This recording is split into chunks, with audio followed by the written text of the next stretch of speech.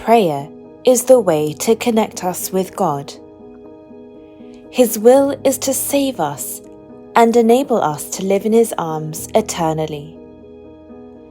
To fulfill His will, we must make ourselves known to Him and offer ourselves through the path of prayer. In the past, the privilege of prayer on God's honor was granted to only His people, but now God has permitted this privilege to His children. He has allowed us the privilege of prayer with a clear purpose to reveal His holy power and honor through us, who are His children. The Israelites, who enjoyed this privilege, should have known well about prayer, but their attitude for prayer was so disappointing. This plainly shows their attitude towards God. Jesus said, "And when you pray, you shall not be like the hypocrites, for they love to pray standing in the synagogues and on the corners of the streets, that they may be seen by men. Assuredly, I say to you, they have their reward.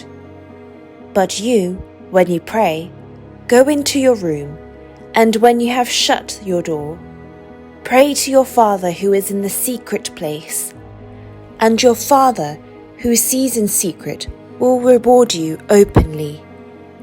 And when you pray, do not use vain repetitions as the heathen do, for they think that they will be heard for their many words."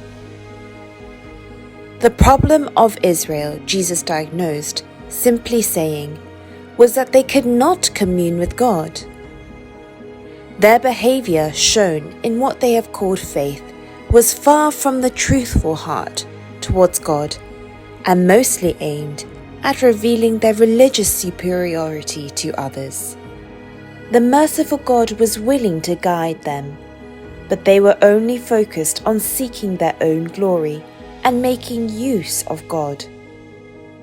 They prayed regularly at designated times and for a long time, but they did not have any interest in God's work.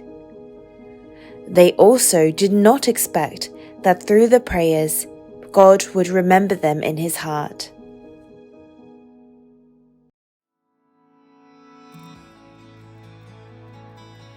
Many people use the privilege of prayer God has given in order to achieve their own desires by taking advantage of God.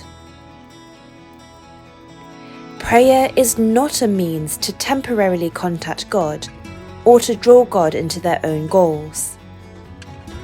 Prayer is a way to show our willingness that we entrust our lives to God and suit our will into His will. It is a way to commune with God. Therefore, when we pray, it is important to open our hearts truthfully. If we conceal ourselves and just partially ask for what we especially need, we will remain at a level where we may only receive occasional help from God on our religious journey without Him.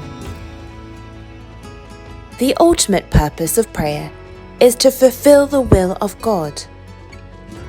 God desires to save us and to use us to save more souls.